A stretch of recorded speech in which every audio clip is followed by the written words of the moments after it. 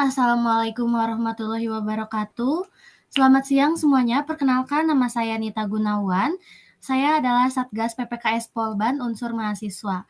Oke, siang kali ini kita bakal sharing sama narasumber yang keren banget nih, yaitu Kak Jenny. Mungkin Kak Jenny sendiri boleh perkenalkan ya? Halo Nita, terima kasih sebelumnya sudah mempersilahkan saya untuk memperkenalkan diri.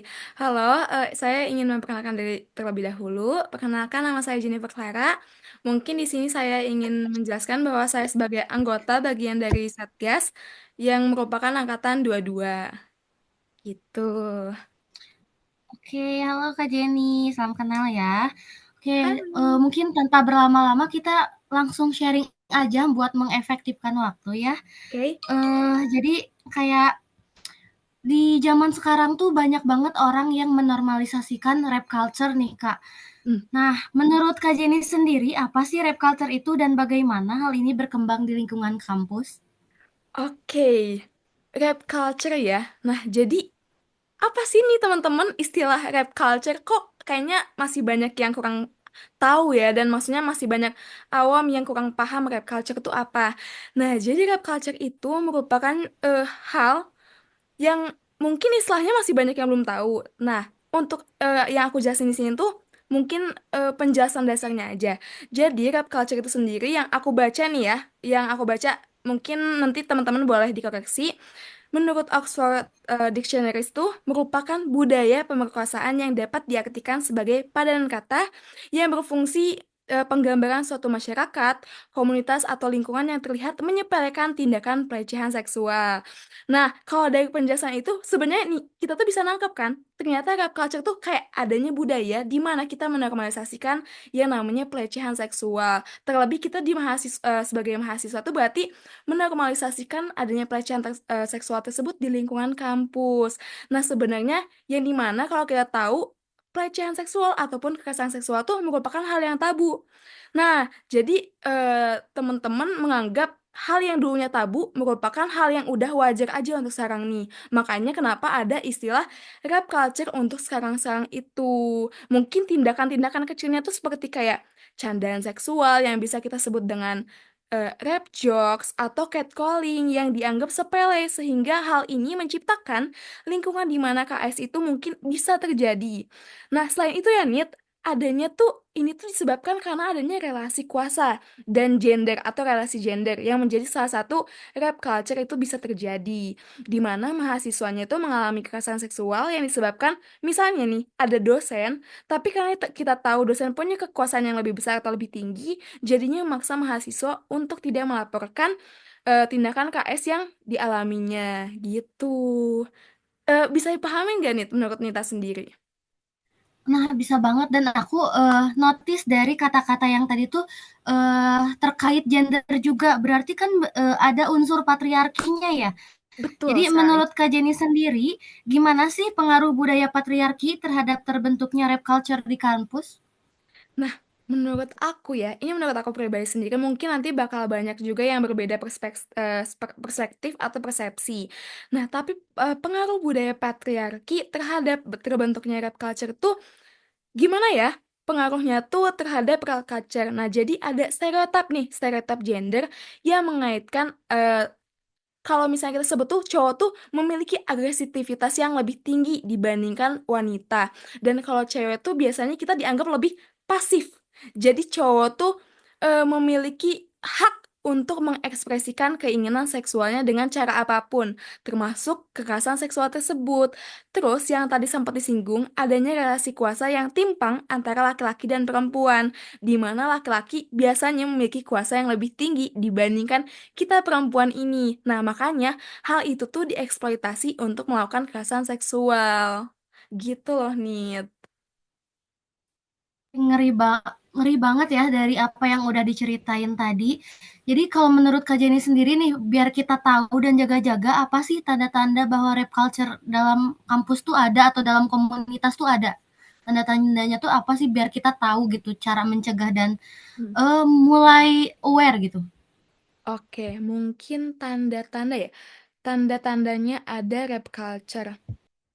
Hmm, mungkin ini berdasarkan dari beberapa artikel atau berita yang pernah aku baca, tanda-tanda dari rape culture atau budaya menormalisasikan adanya kekerasan seksual dan pelecehan seksual itu mungkin bisa kita ambil dari hal kecil.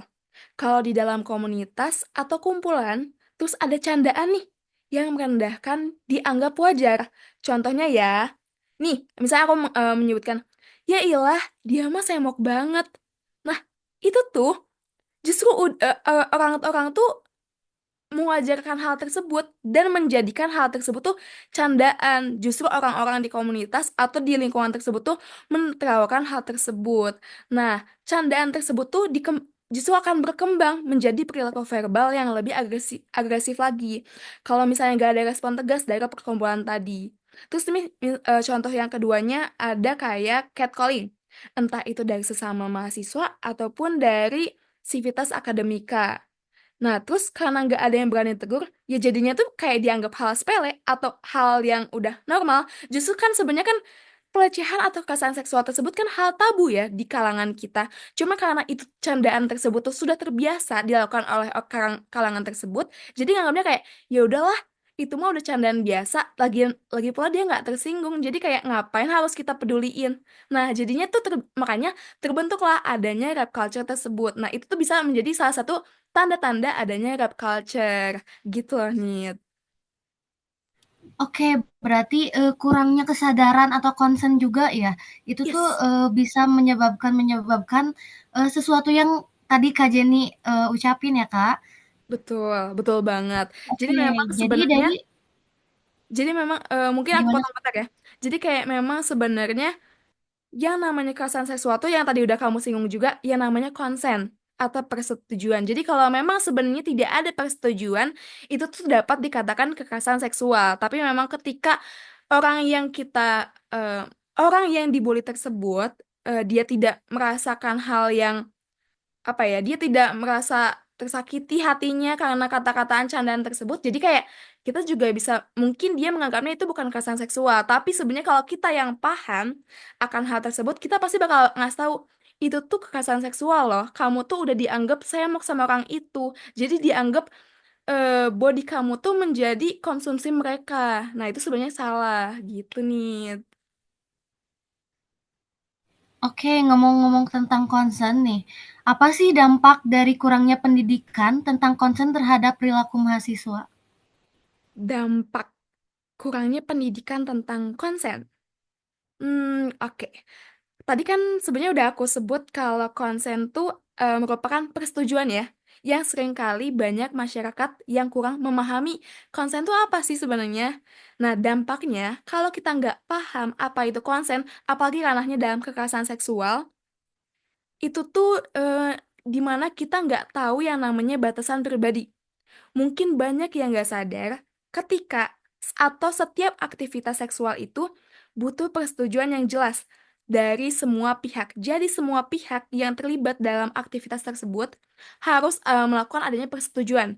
Jadi kalau misalnya nggak ada persetujuan tersebut, jadi kita bisa menganggap adanya orang yang tertekan di antara persetujuan tersebut. Jadi memang kalau misalnya kita nggak paham ya otomatis kita nggak tahu batasan pribadi kita sampai mana. Orang mau nyentuh kita, orang mau pegang-pegang kita, karena kita nggak tahu batasan pribadi, otomatis kita kayak terbiasa aja dipegang sama orang lain. Apalagi kita dipegang sama yang eh, beda gender. Terus karena kita nggak tahu batasan pribadi, dia seenaknya aja tiba-tiba nyolek.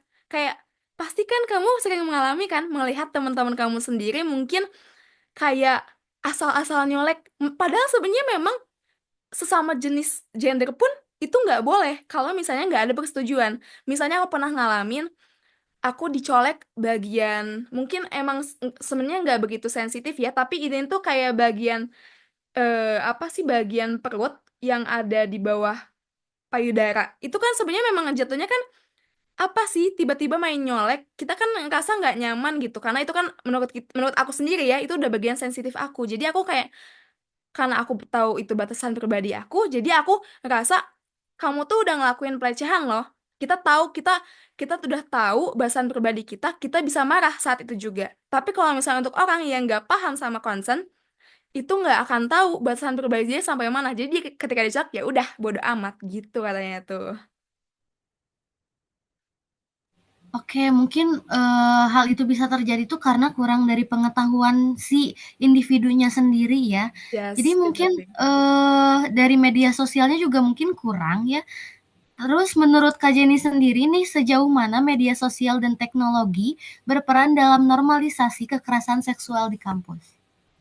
Oke, tadi pertanyaannya sejauh mana media sosial dan teknologi ya berperan yang namanya tadi udah aku sebutin rap culture. Nah, ini pasti ya, entah aku, kamu, kita sering banget yang namanya menggunakan medsos. Ya mungkin kalau untuk aku sendiri ya kayak untuk live update atau mungkin setidaknya kita kalau misalnya main TikTok tuh kayak untuk scroll-scroll TikTok atau mungkin hal-hal yang lagi booming, entah itu makanan, entah itu kayak tempat yang kayak atau mungkin staycation, kita kan ngecek-ngecek kayak main-main HP gitu ya, main-main medsos. Nah, tapi sebenarnya medsos tuh banyak loh sisi negatifnya di mana medsos tuh sering banget atau sering kali digunain untuk menyebarkan konten seksual yang merendahkan, termasuk gambar atau video yang diambil tanpa persetujuan. Nah, ini tuh merupakan salah satu contoh nyata, di mana contoh nyata ini yang kekerasan seksual berbasis gender online. Karena kita tahu medsos itu merupakan wadah yang merupakan tempat dan waktu yang gak terbatas, jadi penyebarannya pun akan cepat sekali. Dan orang-orang tuh menormalisasikan hal itu. Contohnya dengan menjadikan foto seseorang yang cukup bisa dibilang, maaf, misalnya ada teman kamu yang cukup seksi. Terus habis itu, karena dia seksi, dan teman-temannya notice teman kamu itu seksi, itu tuh foto teman kamu tuh dijadiin stiker untuk WA, atau mungkin dijadiin konsumsi sekumpulan teman-teman cowoknya untuk ya mungkin nggak tahu mereka merasa itu hal yang kayak menarik untuk mereka simpan, jadi mereka kayak bikin aja stiker cewek tersebut. Nah, itu kan sebenarnya juga apa ya, dampak negatif dari adanya medsos terkait normalisasi kekerasan seksual. Nah, di mana nah juga teman-teman itu menganggap hal yang biasa ketika misalnya dia punya stiker cewek cewek seksi tersebut, jadi kayak ya udah nggak ada yang negur, jadi nganggapnya ya udah hal biasa aja. Nah, itu tuh sebenarnya salah banget. Makanya ketika kalau misalnya aku juga punya temen yang ngelakuin hal yang sama kayak gitu, aku langsung kayak ngingetin, kamu nanti kalau ngelakuin hal kayak gini tuh bisa kena undang-undang ITE loh. Jadi kayak jangan asal make foto orang dengan sembarangan tanpa persetujuan orang tersebut. Nah, itu makanya penting banget. Jadi bukan hanya kita kena undang-undang tentang kekerasan seksual, tapi kita juga kena imbasnya terkait UU ITE gitu lah nih.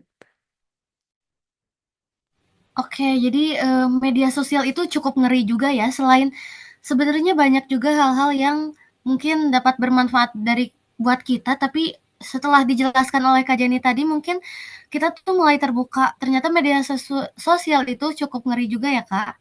Banget, banget loh Nit. Nah, oke. Jadi, kalau menurut Kak Jenny sendiri, apa sih langkah yang dapat diambil untuk mencegah normalisasi kekerasan seksual dalam ruang digital? Langkah. Sebenarnya kalau menurut aku langkah tuh banyak ya. Cuman mungkin nanti aku akan sedikit kerucutkan. Ada beberapa yang langkah-langkah yang udah aku baca juga dari beberapa artikel. Yang pertama nih, contohnya kayak edukasi terkait mengintegrasikan tentang consent, kesetaraan gender, dan kekerasan seksual. Mengintegrasikan di sini tuh kayak menggabungkan. Jadi menggabungkan edukasi terkait persetujuan ataupun konsen adanya kesetaraan gender antara laki-laki dan wanita serta kekerasan seksual. Kalau di kita nih, salah satunya kita kan sebagai Satgas PPKS telah melakukan yang namanya sosialisasi, di mana untuk pemahaman kekerasan seksual di lingkungan kampus, di mana kekerasan seksual itu dapat terjadi tanpa adanya persetujuan. Di medsos juga kita tahu nih batasan mana hal yang bisa kita share ke publik, mana yang menjadi hal untuk pribadi aja dengan memanfaatkan fitur privasi yang ada di medsos, supaya orang-orang tertentu aja yang bisa kita percaya, ataupun adanya etika berinternet di mana kita menghormati privasi orang lain dengan tidak mengirimkan komentar atau pesan yang merendahkan dan tidak membagikan konten tanpa izin, dan adanya tindakan tegas bagi pelaku kekerasan seksual di ruang digital dengan memberikan sanksi tegas bagi mereka yang melakukan. Contohnya kayak udah banyak banget peraturan yang mengatur terkait hal ini. Contohnya mungkin aku bisa memberikan kayak Undang-Undang TPKS, Tindak Pencegahan Kekerasan Seksual nomor 12 tahun 2022. Terus ada juga Perpres nomor 8 tahun 2024 tentang perubahan atas Peraturan Presiden nomor 65 tahun 2005, di mana ini merupakan tentang Komisi Nasional Anti Kekerasan Terhadap Perempuan. Terus ada juga peraturan terbaru yang lebih komprehensif lagi dari Permendikbudristek nomor 30 tahun 2001, yaitu Permendikbudristek nomor 55 tahun 2024 tentang pencegahan kekerasan di lingkungan perguruan tinggi, sehingga sudah banyak hal yang mengatur. Jadi tinggal gimana caranya kita em, memberikan teguran keras kepada para pelaku agar mereka tuh jerak terhadap apa yang mereka lakukan. Contohnya kayak memberikan komentar negatif di ruang digital tersebut, gitu nih. Gimana nih? Oke, keren banget nih jawabannya. Dari yang udah dijelasin tadi tuh Kak Jenny sempat menyinggung dari kesetaraan gender ya. Oke, jadi menurut terkait kesetaraan gender, apa sih sebenarnya perbedaan dalam cara laki-laki dan perempuan memandang isu kekerasan seksual di kampus? Nah ini nih sebenarnya tuh aku tuh memang karena mungkin aku perempuan jadi kayak pasti perspektif atau persepsi kita tentang kekerasan seksual tuh dengan laki-laki tuh pasti bakal beda ya. Gimana kalau misalnya kita tuh kayak sebagai perempuan pasti kepekaannya lebih tinggi dibandingkan laki-laki. Makanya pasti bakal ada yang namanya perbedaan pandangan gimana cara laki-laki dan perempuan memandang isu kekerasan seksual. Kalau menurut aku pribadi pasti ada perbedaannya. Mungkin menyampaikan perspektif dari sisi perempuan, di mana kita tuh cenderung adanya kesadaran dan kepekaan yang lebih tinggi terhadap perilaku yang dianggap sebagai pelecehan seksual dibandingkan laki-laki. Contoh nih, kita perempuan lebih mungkin untuk mengidentifikasi tindakan seperti komentar seksual ataupun sentuhan tanpa izin sebagai pelecehan. Sementara kalau misalnya laki-laki tuh mungkin nggak akan ngeh atau nggak akan melihat dengan cara yang sama. Hal lainnya juga mengenai persepsi tentang tanggung jawab sebagai korban. Nah, maksudnya apa sih? Mungkin agak agak bingung juga ya dengan kata-katanya. Cuman dari beberapa berita yang aku baca tuh atau artikel menunjukkan kalau korban tuh punya tanggung jawab ke diri sendiri untuk menghindari situasi yang beresiko.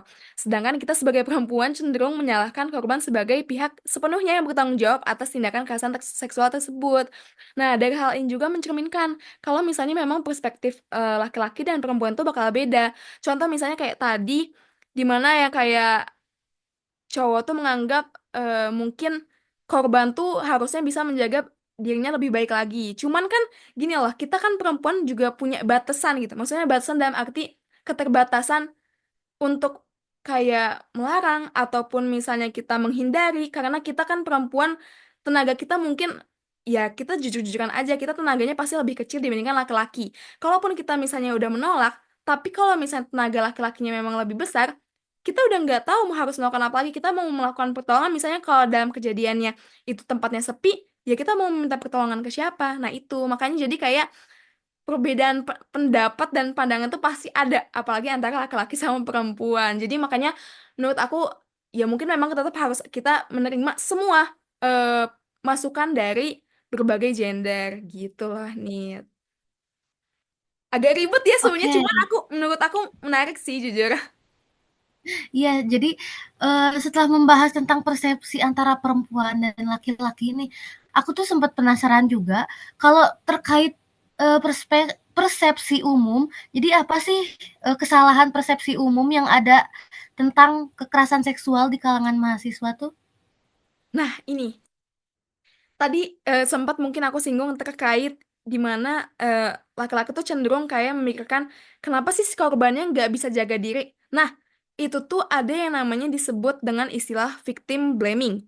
Di mana victim blaming tuh kita tuh justru menyalahkan korban dibandingkan pelaku yang sebenarnya bisa kita anggap tuh dia tuh udah melakukan kesalahan gitu loh, udah melakukan hal kejahatan, tapi karena si korban tidak bisa menjaga dirinya tersebut, jadi dia kayak orang-orang menganggap dia tuh nggak bisa menjaga diri, makanya dianggapnya ada istilah victim blaming di mana kita menyalahkan korban tentang misalnya kayak tadi yang tadi aku sebutkan kayak perilaku ataupun penampilan korban yang dianggap tuh dapat memicu orang-orang untuk melakukan tindakan pelecehan. Nah, justru kita biasanya tuh mengabaikan fakta bahwa pelaku bertanggung jawab penuh loh atas tindakan mereka, terlepas dari kondisi atau perilaku korban.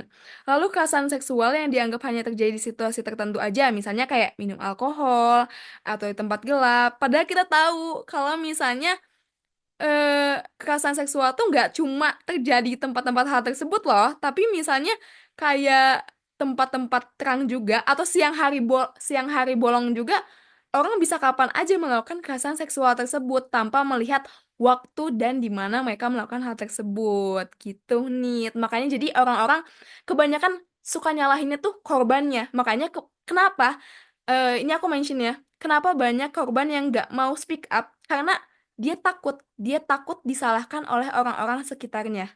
Karena dianggapnya dari perilaku ataupun eh, busana yang dia gunakan tuh tidak pantas gitu.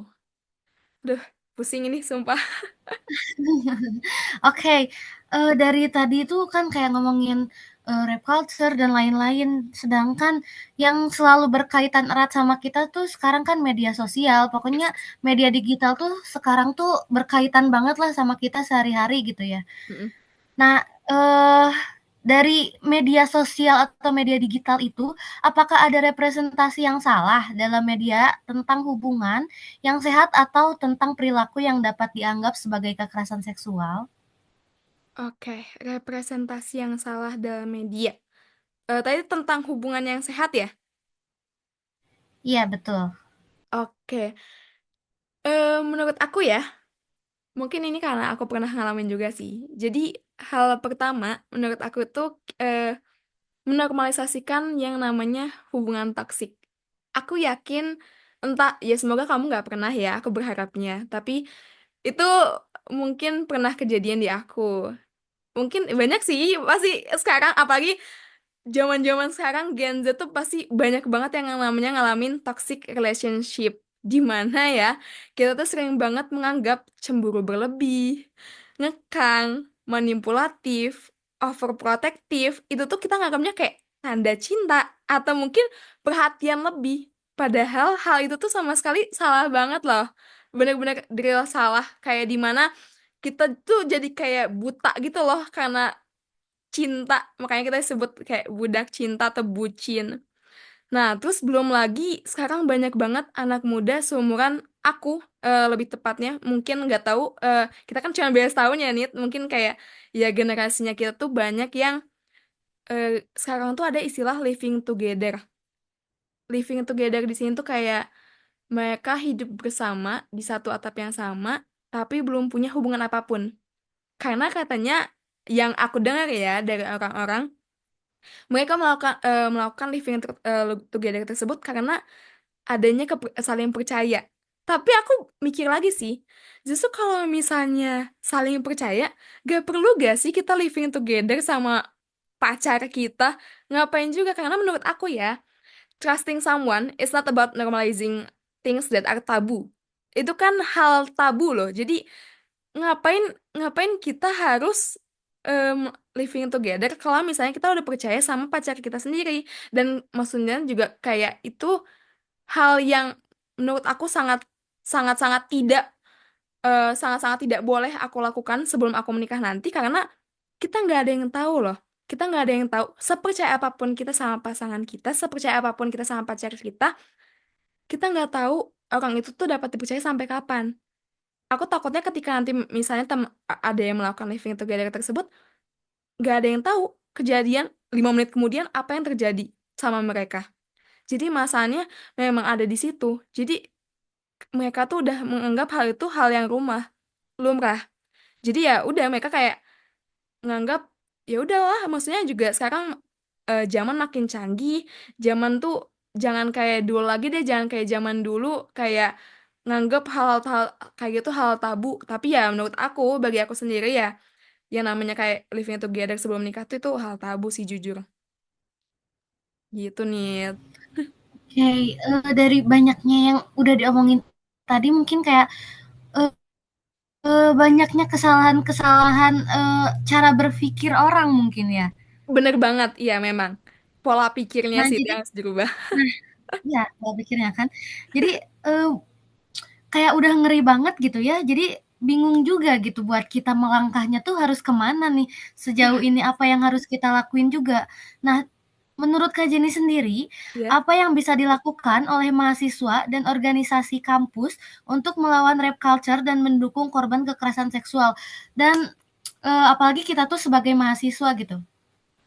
Nah, iya bener banget. Apalagi menurut aku yang memang eh, yang udah sampai sekarang jadi mahasiswa, memang di mana lingkungan kampus yang paling mungkin bisa aku sebut tuh kayak brutal ya. Brutal dalam artian karena di mana eh, orang-orang tuh mahasiswa-mahasiswa sekarang tuh karena dulu belum melakukan hal, maksudnya nakal terlambat gitu loh. Jadi makanya ketika dia mahasiswa, ya dia jadinya tuh kayak pengen melakukan hal yang sebelumnya nggak diperbolehkan. Nah, terus tadi apa yang bisa dilakukan mahasiswa untuk melawan rape culture ya? Nah, sebenarnya balik lagi ke yang tadi udah aku singgung, di mana kita tuh perlu yang namanya ada edukasi, seperti sosialisasi, pentingnya konsen, dan aware terkait kekerasan seksual. Ataupun kita tuh sekarang tuh harus menerapkan yang namanya zero toleransi atau nol toleransi terkait kekerasan seksual apapun itu yang berkaitan sama kekerasan seksual. Intinya nggak boleh yang namanya ada yang menoleransi atau menormalisasikan kekerasan seksual tersebut.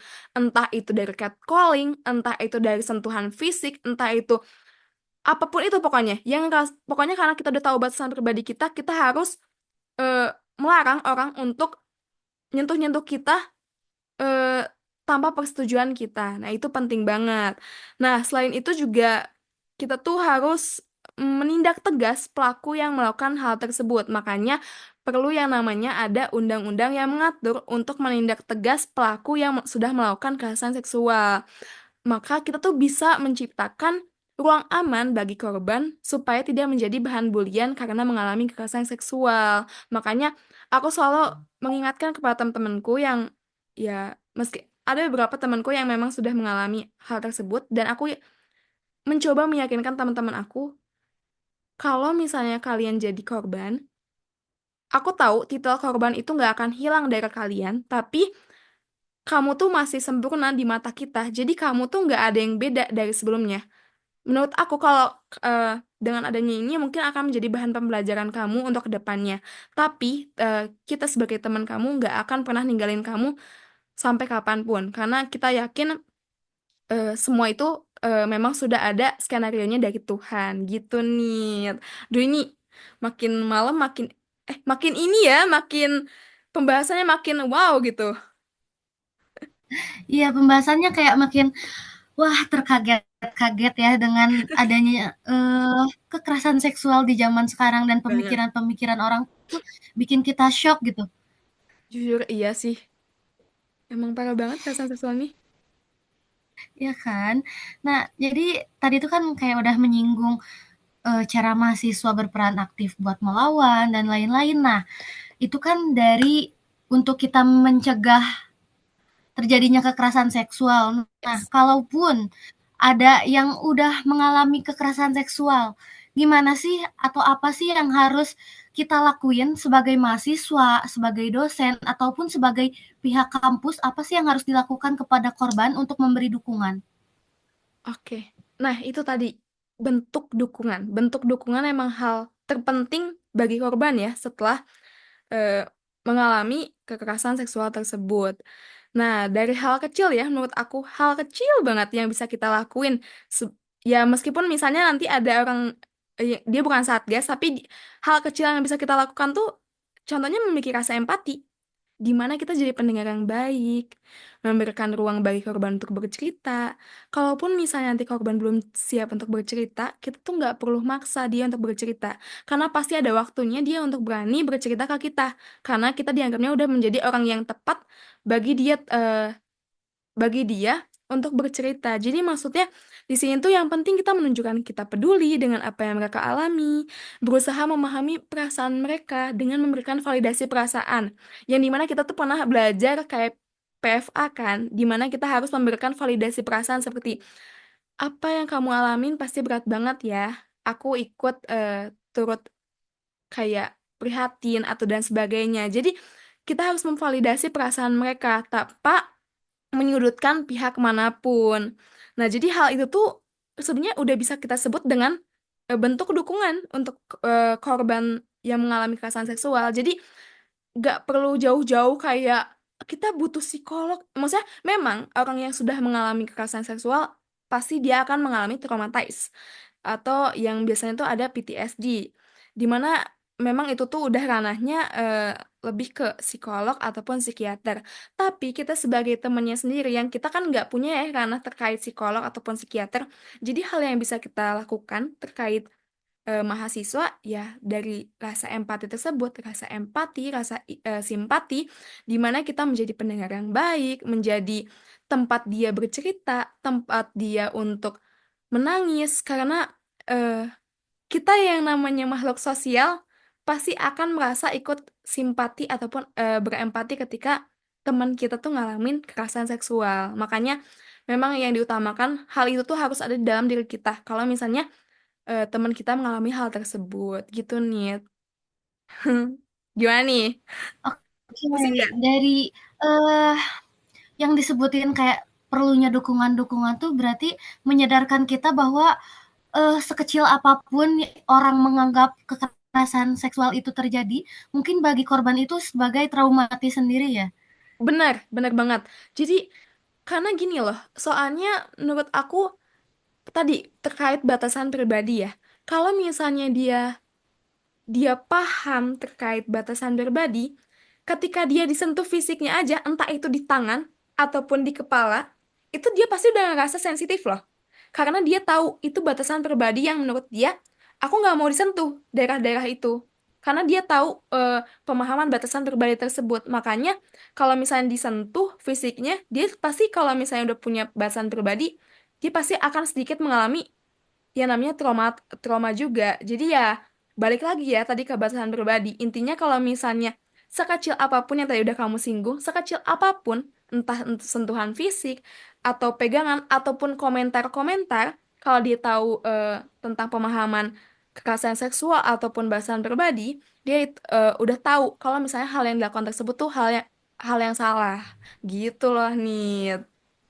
Oke, jadi kayak dari traumatis korban sendiri nih, setelah dia mengalami kekerasan seksual, jadi apa sih tantangan hidup yang bakal dia alamin gitu setelah dia mengalami traumatis dilakukan kekerasan seksual kepada dia tuh? Oke, jujur eh, mungkin mungkin karena aku bukan yang korban gimana-gimana juga ya. Mungkin aku akan menceritakan sedikit apa yang pernah aku alamin sebagai yang dalam di toxic relationship tadi. Memang yang tadi terkait apa ya, tantangan yang dihadapin sebagai korban tuh banyak banget. Di mana dampak psikologis ataupun emosionalnya, di mana hal kayak gitu akan menjadi trauma selamanya bagi kita korban. Karena tadi yang udah aku sebutin, titel korban tuh nggak akan lepas dari korban tersebut. Itu tuh akan selalu melekat ke kita yang pernah mengalami. Di mana kita tuh takut buat bersosialisasi, takut karena adanya stigma negatif orang-orang ke kita. Jujur untuk melakukan aktivitas aja kayak seperti biasanya tuh udah nggak bisa. Karena pasti dia akan keingat kejadian tersebut. Kejadian tersebut di mana misalnya kayak dia pernah mengalami tadi yang di dalam toxic relationship tadi, di mana yang emang hubungan pacarannya tuh gak sehat, terus habis itu mungkin dia pernah mendapatkan sentuhan fisik yang di bagian sensitif oleh oleh pacarnya atau oleh mantan pacarnya. Jadi ya pasti tantangannya akan banyak banget. Dia pasti yang awalnya dia sebelum mengalami kejadian dia happy, dia have fun, dia bisa aktif misalnya kayak kalau kita aktif himpunan, aktif organisasi, aktif mengikuti sosialisasi atau aktif untuk bersosial dalam apapun itu misalnya jadi volunteer, tapi karena dia udah mengalami hal tersebut, itu akan 180 derajat bakal beda banget dari sebelumnya. Jadi ya trauma itu pasti bakal keinget sama dia. Jadi itu tantangannya berat banget jadi korban tuh. Gitu niat. Oke. Ih memang. karena dari panjangnya tadi pembicaraan atau sharing kita, aku mau nanya nih buat pertanyaan terakhir nih. Oke. Jadi apa sih peran dukungan psikologis, sosial, dan hukum bagi korban itu sendiri? Oke, peran dukungan ya. Dan ini yang oke terakhir ya. Oke, oke. Jadi di kampus kita sendiri tuh dukungan psikologis tuh memang pasti akan dibantu oleh pihak yang berwajib. Jadi kita yang sebagai Satgas ini akan menerima laporan, menerima bentuk kayak adanya laporan tersebut terkait KS tadi. Tapi untuk terkait dukungan psikolog itu akan diberikan ke pihak yang berwajib karena memang ranahnya udah bukan di kita lagi.